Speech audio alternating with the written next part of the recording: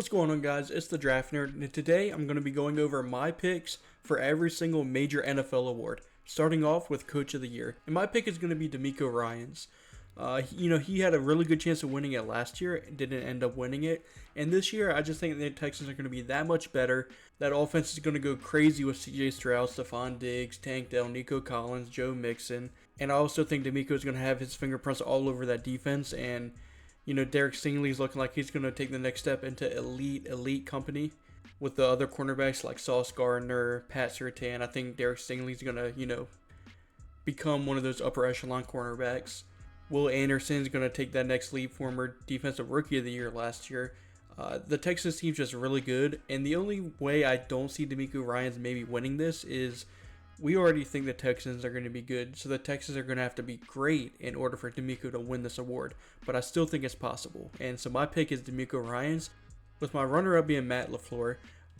Kind of in the same situation. Packers are really good. Jordan Love's, hopefully going to take that next step into top 10-ish quarterbacks in the NFL. They got really good young receivers in Christian Watkins, Romeo Doubs, Jaden Reed.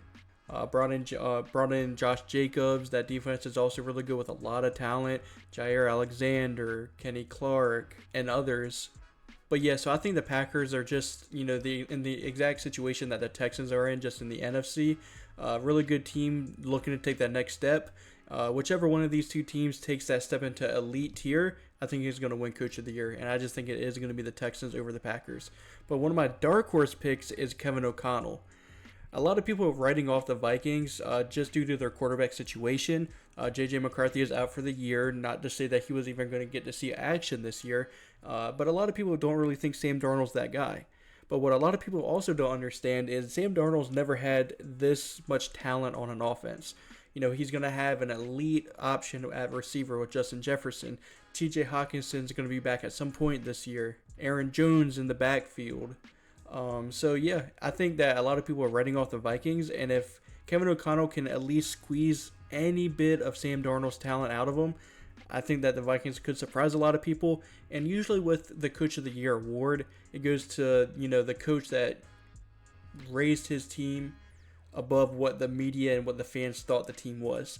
And I think the Vikings have a good chance of doing that. And if that is the case, I do think Kevin O'Connell could win this award. Moving on to the Comeback Player of the Year, my pick is going to be Aaron Rodgers. He missed basically the whole season except for like 5 snaps or something like that. So basically missed all of last year, coming back to a really good offense with Garrett Wilson, Breece Hall in the backfield, a revamped offensive line with Morgan Moses and Tyron Smith. They drafted Olu Fashanu to be that swing tackle in case one of them get injured. That defense is amazing. So I think that just having Aaron Rodgers back is going to catapult the Jets into Super Bowl contention. So with that pick alone, as long as Aaron Rodgers stays healthy the whole season, I think this award is his. But the runner-up, I do think, will be Joe Burrow. Both these quarterbacks are, in their own ways, elite. Aaron Rodgers maybe not so much anymore due to his age, but still a really good quarterback. So it's really just going to come down to who elevates their team the most, who brings their team to the best record, who had the best counting stats. Either way, I do think it's going to be one of these two players. But if I had to pick a dark horse, I was going to go with Nick Chubb. Nick Chubb is going to start the year on the PUP list, which means he's going to miss at least the first 4 games. But if he has any resemblance to his, pre-injured self, I think he could have just as good of a season as he did, 2 years ago. So I don't know if Nick Chubb is going to be able to play enough to win the Comeback Player of the Year, just because he's going to miss at least 4 games. Someone who's not going to miss at least 4 games is Daniel Jones. Daniel Jones tore his ACL week 5 of the season against the Raiders. Daniel Jones isn't the best quarterback, so I'm not putting him on the same pedestal as these other 2 quarterbacks here, on Aaron Rodgers and Joe Burrow. But Daniel Jones never had an elite weapon. Malik Nabers is an elite weapon. He might not be right away, but he will, develop into one, hopefully sooner than later. And if that's the case, and, Daniel Jones has a good connection with Malik Nabers, and somehow Daniel Jones, just pulls them to the playoffs like he did in 2022, I think he could win Comeback Player of the Year. Now, am I betting on it? Absolutely not. But I do think he is a solid dark horse candidate to win Comeback Player of the Year. Now, moving on to Defensive Rookie of the Year, we are going to go with Laiatu Latu, the edge rusher for the Colts.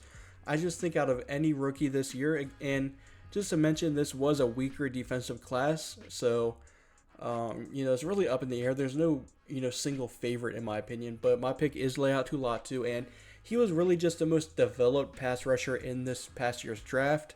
He has every pass rush move in the toolbox. Maybe not the most athletic edge rusher. That will probably go to Dallas Turner of the Vikings. Maybe not the most powerful guy. That might go to Jared Verse of the Rams. But I just think he's so solid, and I think he's going to have a lot of sack production because the Colts really don't have any other edge rusher.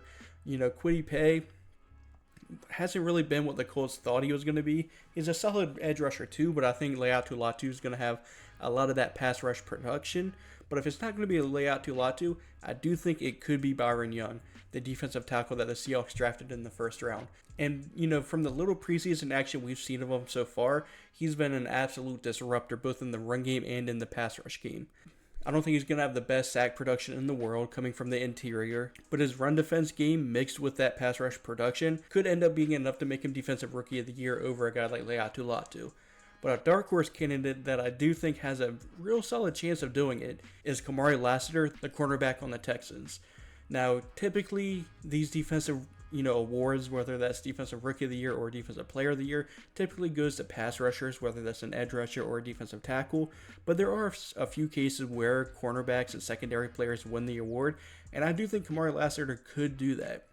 He's not the most athletic guy in the world, but he's so smart. He has really good anticipation, and he's set up to be that cornerback alongside Derek Stingley. So he's going to get enough time to play and put up numbers, because if a quarterback is going to win the award, it's going to be due to his interceptions. He's going to have a good amount of interceptions, and I think Kamari Lassiter could do that, being alongside Derek Stingley. I think he's going to get targeted a lot, just because Derek Stingley is going to be locking up the other receiver on the other side of the field. But overall, I do think Laiatu Latu is going to win it. I just think he's the safest pick to be a really good player year one. Moving on to the Offensive Rookie of the Year, my pick is simple. It's Caleb Williams. If Caleb Williams manages to stay healthy the entire season, I think this is almost a 100% lock. Now, if he gets injured or, something like that halfway through the season or whatnot, God forbid, I do think Jayden Daniels would be that runner-up. Both quarterbacks are going to be starting day one. Caleb Williams just has the better offense surrounding him with, Rome Odunze, the rookie they drafted in the top 10, Keenan Allen, who they brought in this offseason, and then DJ Moore, who had a really, really good season with Justin Fields throwing him the ball. Not to mention that they picked up DeAndre Swift, who's a dynamic running back in the backfield. No rookie quarterback has had, at least no first overall pick has had this good of an offense surrounding him. So it's going to be really hard for Caleb Williams to fail, in my opinion. But yeah, Jayden Daniels could also give him a run for his money. Jayden Daniels has that rushing upside, so he could put up a lot of rushing numbers as well as passing numbers. But overall, I just don't think that offensive line nor his weapons surrounding him are good enough to warrant him being Offensive Rookie of the Year over Caleb Williams, as long as both of them stay healthy. But a dark horse candidate that I could see running away with this award is Ladd McConkey, the receiver from the Chargers. And the only reason I say this is Justin Herbert is a really good quarterback, although that the Chargers are moving towards a more run-heavy offense.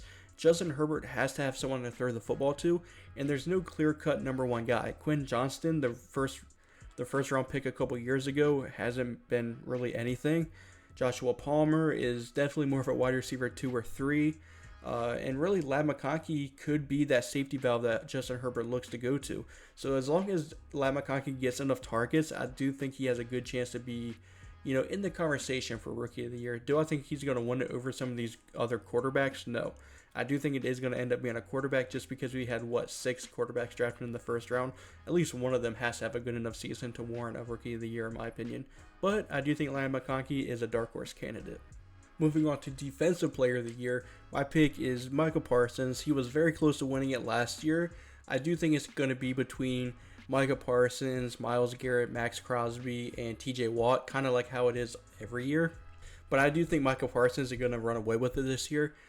He's just an athletic freak. He's able to rush the passer. He's, not bad in run defense either. I just think he's going to have the most sack production. Maybe, not as much as TJ Watt. TJ Watt usually has insane sack production as long as he stays healthy, but we've come to see TJ Watt just is destined to never win a Defensive Player of the Year award. So my pick is going to be Micah Parsons. I think he is kind of tied with Myles Garrett as the best edge rusher in the NFL right now. And Myles Garrett won it last year, so why not give Michael Parsons some love? But I also think kind of an underrated pass rusher is Max Crosby. He's not talked about in that, top three, that three-headed monster in Michael Parsons, Myles Garrett, and TJ Watt. He's never really in that conversation with them, but I think he should be. Because Max Crosby is not only a really good pass rusher, but he's also an amazing run defender as well. He's kind of that do-it-all guy that can just, completely ruin a game for an offense.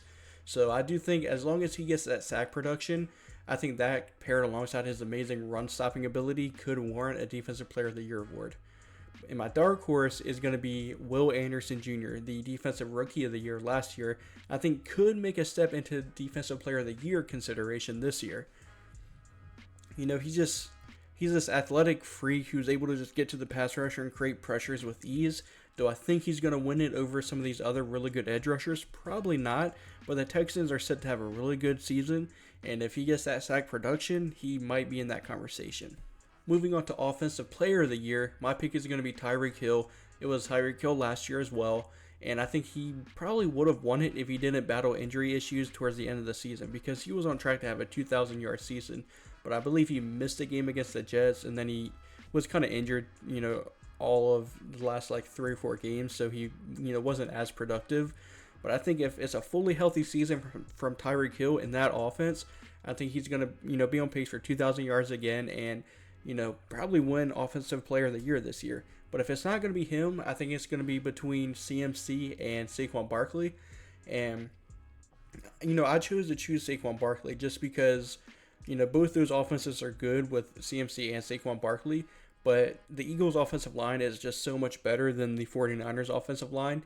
And really, Saquon Barkley was an extremely productive player behind a terrible offensive line, the past 5 years in New York. He actually has a good offensive line to run behind with a good offense in general. I think he's absolutely going to feast in this Eagles offense. And I wouldn't be surprised if he won Offensive Player of the Year, but I still got Tyreek Hill a little bit higher. And then my dark horse candidate is Breece Hall. Now with Breece Hall, a lot of people are talking about the Jets offense. They're talking about Aaron Rodgers, Garrett Wilson taking that next step into that top 5 receiver range. No one's really talking about Breece Hall. As long as that offensive line holds up for him, Breece Hall is going to be able to have that rushing production alongside with, receiving production as well. He's one of the best receiving backs in the NFL as well. So as long as Breece Hall stays healthy and that offensive line produces and stays healthy as well, I could see Breece Hall being that engine on that Jets offense and winning him Offensive Player of the Year. And then moving on to what everyone's waiting for, the MVP. And my pick is, kind of boring. It's Patrick Mahomes. He's the best quarterback in the NFL. And, when Patrick Mahomes is at his best and is winning MVP trophies, it's when he has an elite deep threat. He had Tyreek Hill when he won his MVPs last time. Now he has 2 premier deep threats and Hollywood Brown and Xavier Worthy. Xavier Worthy being someone who just broke the 40-yard dash record, 3 months ago. So he's got 2 really good deep threats. Travis Kelce is still going to be there to be that safety valve and that chains mover. And then you also have Rashee Rice to work that short to, medium parts of the field. So overall, I just think that offense is going to be insane now, and Patrick Mahomes. As long as Patrick Mahomes has these explosive plays, I think he could win MVP. Now, the runner-up, I think, is going to be C.J. Stroud. Like I said earlier, this Texans offense is set to be really, really good. C.J. Stroud might have one of the best receiving corps to work with as a quarterback with Stephon Diggs, Nico Collins, and Tank Dell. And he's also got Joe Mixon as well. This offense should be a well-oiled machine. And if that is the case, and the Texans have a good record, 12 wins maybe, I don't think it's out of this world for him to win MVP. He's got the talent to do so. And then my dark horse candidate, who's kind of super dark horse, is Anthony Richardson. Now, Anthony Richardson had an up and down preseason, I will admit. And the biggest concern for me is, 1, is he going to be able to stay healthy? And 2, is he going to be able to deliver the ball accurate enough to win MVP? He's got the receivers to get open in an A.D. Mitchell, a Michael Pittman, a Josh Downs. You got Jonathan Taylor out of the backfield. That offense is set up for him to succeed. And with his rushing upside, I do think he is going to be able to put up the counting stats to, be in that MVP conversation. And as long as he gets, a good amount of wins, like I said, same with CJ Stroud, about 11 or 12 wins, I think he could win MVP. but is he going to be able to hit his targets accurately enough? I'm not 100% sure. That's why I have him as a dark horse. But I think if everything goes right, Anthony Richardson could be in the MVP conversation. So that's going to be the video. Let me know what you guys think of my picks. Let me know if you guys have any differing picks in the comments below. If you like the video, consider subscribing. And as always, I'm the Draft Nerd, and thanks for watching.